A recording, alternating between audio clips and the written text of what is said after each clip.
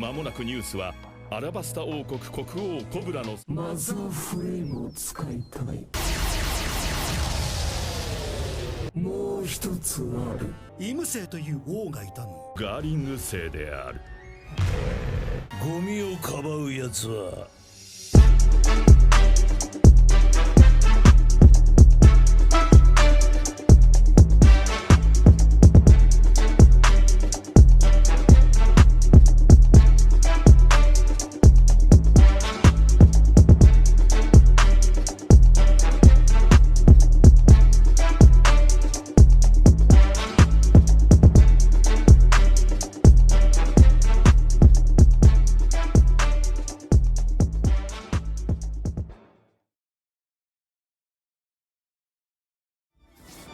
Wesh les gars, comment ça va? Bienvenue aujourd'hui pour un nouveau live détente aujourd'hui, ça va être live chill parce qu'on va regarder l'épisode de One Piece. Comme d'habitude, vous connaissez, surtout pour la team YouTube, si jamais vous kiffez le délire, si vous kiffez le contenu, n'hésitez pas à liker, à follow, à commenter parce que ça nous aide pour le référencement et l'algorithme. Sinon, n'hésitez pas à venir sur Discord, sur Twitter ou même sur Twitch parce que voilà, c'est trop stylé, tu vois, on discute et tout. Et voilà, il y a Obizi qui nous rejoint, wesh. Et donc voilà les gars, n'hésitez pas à nous rejoindre parce que voilà, on a grandi la famille, il y a de plus en plus de personnes sur Twitch, de plus en plus de personnes sur Discord et pareil sur YouTube. Donc voilà les gars, faut en profiter. Donc voilà, on va regarder le dernier épisode qui est sorti hier, le 1120. Donc on va sûrement voir Im-sama, on va voir potentiellement d'autres personnages.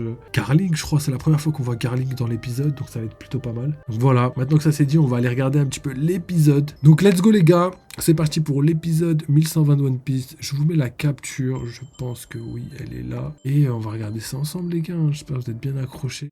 Allez les gars, petit épisode, j'ai trop hâte, j'espère qu'il est lourd. Yuragu Sekai, Gorosei no Shidou.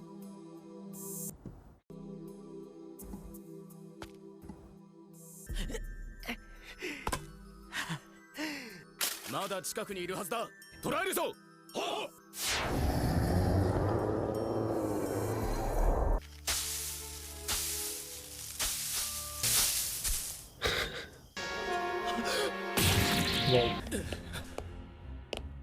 お前たち、マリージョアはどうなっているのだ。やってみます。頼む。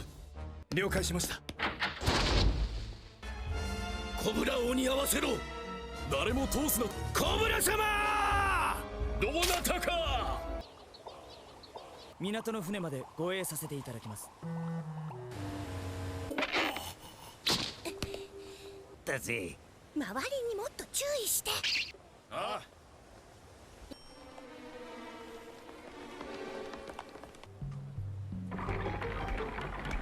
荷物の搬入を急げ。これからどうしよう。これは俺様の命綱なんだからよ。ガチャ。どうだったよレベリーは。んなことはどうだっていい。その間に乗り込め。バレるなよ。はあ、盛り上がっ。父に連絡しなきゃ。心配性だから。やめよう。腹減った。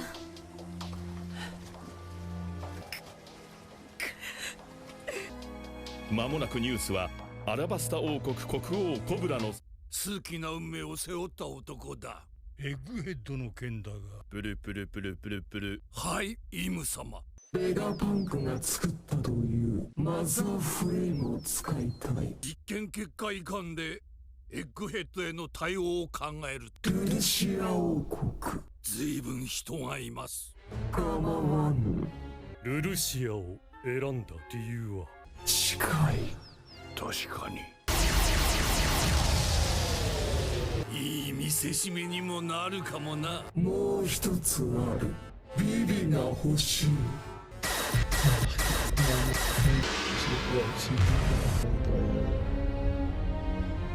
海軍は桜花七部会制度の手切る加盟国の海軍の指導でもあった。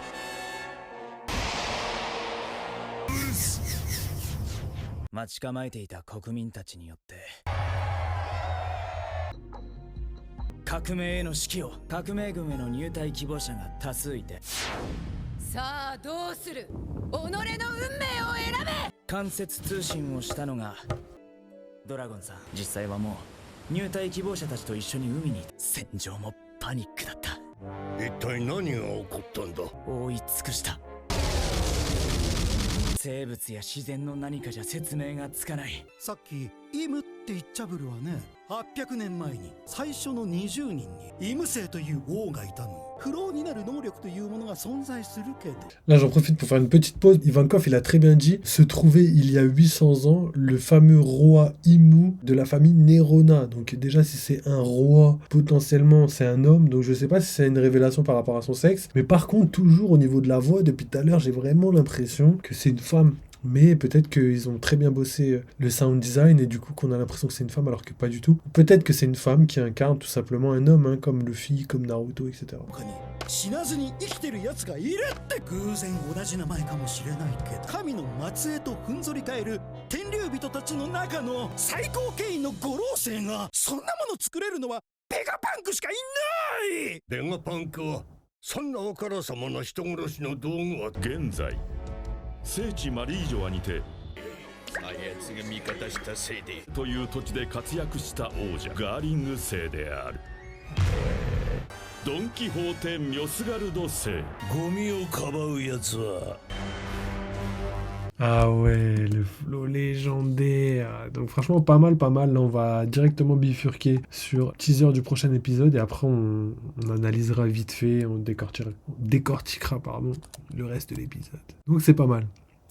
Alors, MDR, si l'anime a spoil, faut aller se faire foutre. Je pense que c'est une erreur de trad plutôt. Il y a moyen, en vrai, il y a moyen. Mais il y a quand même le mot roi, donc c'est bizarre que tu vois un roi. Je sais pas si en japonais on peut dire roi, reine, s'il y a une différence, mais en tout cas, on savait qu'il faisait partie des 20 fondateurs. Donc, est-ce que c'était marqué 20 fondateurs ou le roi? Je sais pas. À voir, à voir. C'est parti pour le petit teaser.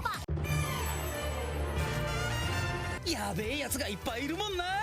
敵の情報は抑えておかねえと。次回ワンピース揺るがぬ正義。ルフィは未来の海賊王じゃ。 Ok les gars, donc vas-y, on va passer au débrief de l'épisode. Alors, pour discuter un petit peu de ce qui se passe dans One Piece, dans l'épisode, donc voilà, on va récapituler et analyser l'épisode. Donc déjà, épisode plutôt sympathique, hein, on a quand même pas mal d'informations. On commence directement à Marijois, donc avec la suite directe du précédent épisode. On a Sabo qui s'enfuit, qui a du mal à s'enfuir, qui est blessé, mais vraiment hyper blessé. On l'avait déjà vu dans les scans, mais là je pense que là ça aura plus d'impact vers le public et que les gens se rendront compte beaucoup plus à quel point Im-sama l'a vraiment démonté et limite traumatisé. Étant donné que c'est potentiellement la personne la plus puissante chez les révolutionnaires, après Dragon, on voit clairement que Sabo, c'est un mec qui s'est fait malmener, vraiment malmener. Donc ça montre aussi la supériorité de Im-sama et à quel point un simple coup peut être mortel pour n'importe qui dans ce monde qui est pas à la hauteur. Donc ça, c'est une première chose. Ensuite, on a donc Wapol et Vivi qui suivent la même trajectoire que Sabo pour fuir, hein. Ils investissent les bateaux des fondateurs, enfin pas des fondateurs, mais plutôt du haut conseil, hein, des rois qui siègent à la rêverie. Et du coup, ça leur permet de pouvoir fuir chacun sur des îles différentes. Vivi Wapol se dirige vers Aegis. Ça nous en a appris plus aussi sur Morgan, comment il est venu et tout. C'était bel et bien Wapol qui l'avait appelé par escargophone. Et ça montre aussi que Morgan, il est chaud dans le sens où il peut se déplacer où il veut, quand il veut, et qu'en plus de ça, il peut tout faire à partir du moment où il a un scoop. Donc ça, c'est très intéressant, parce que ça montre aussi sa mentalité et ce qu'il pourrait faire dans l'avenir de One Piece. Il pourrait même potentiellement trahir le bon côté de la force, juste pour un scoop potentiellement, que si ça l'arrange. Par exemple, si les Mugiwara préparent un coup d'état et que les gens, par exemple, l'État n'était pas au courant, lui, il pourrait faire fuiter l'information si ça vaut le coup, tu vois. Après, ça dépend. On va voir déjà la relation qu'il va avoir avec Luffy. Pour l'instant, il a l'air de bien l'aimer, mais on n'a pas d'autres informations. Donc ça, c'est une chose. Ensuite, on a donc des informations par rapport au fait que Sabo a bel et bien tout raconté à Dragon. Donc ça veut dire que l'armée révolutionnaire est bel et bien au courant de tout ce qui s'est passé, toutes les choses sordides et tout qui se sont passées. C'est bon, c'est réglé, c'est acté. Dragon est au courant, ainsi que les généraux de l'armée révolutionnaire, en tout cas Ivankov pour l'instant. Donc ça veut dire clairement que beaucoup de personnes commencent à connaître Imusama. On a vu Sabo, on a vu Wapol, potentiellement Vivi et Morgane. On a vu aussi que Dragon et Ivankov étaient au courant, tu vois. Donc ouais, en tout cas, il y a pas mal de personnes qui sont au courant de l'existence de Im-sama, et ça, c'est assez intéressant. Ensuite, on a le Haut Conseil, donc le conseil des 5 doyens qui sont là tous ensemble, qui discutent un petit peu de la décision à prendre. Donc on a la fameuse phrase où Ivankov dit que le roi fondateur était Im-sama, donc le roi potentiellement un garçon, c'est possible, mais à la voix on dirait une femme. Donc là, en vrai, ils sont en train de nous retourner le cerveau, mais si le sexe de la personne qui incarne la voix de Im-sama, c'est le même que le sexe d'Im-sama réellement, pour moi c'est une femme, même si c'est pas ce que je pensais au début. Ensuite, on est à Lulusia. Donc Lulusia a été détruite suite à une masse gigantesque au-dessus de la ville. Et ça, c'est intéressant parce que vous connaissez la théorie, la fameuse théorie de la soucoupe volante, les gars. Qu'il pourrait y avoir une soucoupe volante et que ce serait en fait le vaisseau qui aurait permis anciennement au peuple de la Lune de descendre sur la Terre. Et ce qui est intéressant, c'est que justement, ce vaisseau pourrait venir de la Lune. Pourquoi ? Parce qu'en fait, on a vu une flamme sur la fresque des nerfs, que cette flamme est l'énergie qui va servir à alimenter la masse sombre qui est au-dessus de la ville, et que justement peut-être qu'il y a un lien entre la Mother Flame et l'arme antique en question, et que cette arme antique en fait ce serait peut-être une arme différente des armes qu'on a connues actuellement, et que cette arme antique serait en fait une arme mais détenue par les Tenryubito, parce que voilà, c'était leur moyen de locomotion qui peut servir et se défendre contre l'envahisseur. Cependant, pour moi, les armes antiques sont bel et bien des choses vivantes, des choses réelles, qui elles sont là par descendance, par transmission de volonté. Je vois bien Momonosuke, je vois bien Shirahoshi et potentiellement une autre personne qui se trouvera à Elba. Enfin, je reste sur cette théorie, même si on a l'impression qu'il y a une arme antique parmi le gouvernement. J'ai l'impression que cette arme antique ressemble pas du tout à ce qu'on pourrait croire, tu vois. Pour moi, une arme antique réellement, c'est vraiment le fait d'avoir hérité d'une volonté, d'avoir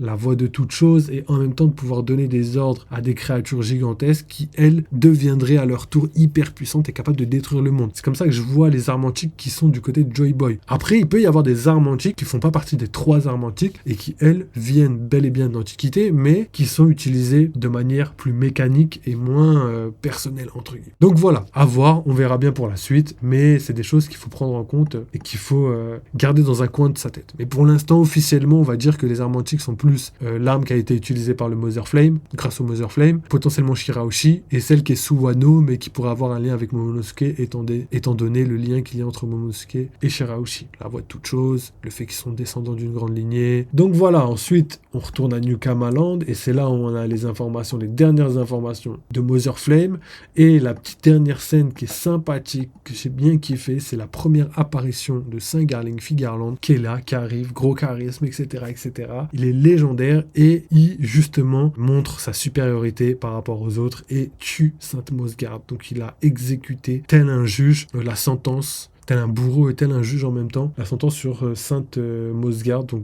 Don Quijote Mosgarde. Et du coup, on a perdu le seul Tenryubito pour l'instant qui avait une bonne réflexion, qui n'était pas bête. Le pire, c'est qu'en plus, tous les Doflamingo qu'on connaît aujourd'hui étaient un petit peu en mode mauvais, et après, ils se sont tous rangés du côté du bien, donc à part Doffy, du coup. Donc franchement, une très bonne famille, donc voilà, jusqu'à ce qu'ils deviennent gentils. Et peut-être que Doffy ça va arriver, ça c'est pas impossible. Ok, et pour terminer, on a quoi ? On a finalement Garling qui est considéré comme le champion de God Valley et la personne potentiellement qui est la plus forte parmi les chevaliers divins. Je pense que c'est une chose réelle qui pourrait vraiment avoir un impact énorme sur la suite de l'histoire. Donc on a les chevaliers divins, on a un des chevaliers divins qui a rejoint le Gorosei pour les gars qui sont au courant, et on a finalement un ordre prédéfini qui justement fait en sorte que il y a des glow-up même chez les Tenryubito. Donc c'est vraiment, et Im-sama sait très bien s'entourer de personnes très très puissantes. Donc voilà, c'est ouf, et je pense qu'ils n'avaient pas vécu ça depuis très très longtemps, le Gorosei. C'est pour ça qu'ils étaient autant choqués que quelqu'un puisse entrer dans la légende, on va dire ça comme ça. Donc voilà pour l'analyse. Je pense que j'ai fait le tour de toutes les informations qu'il y avait à prendre en compte. Donc il y a d'autres informations un peu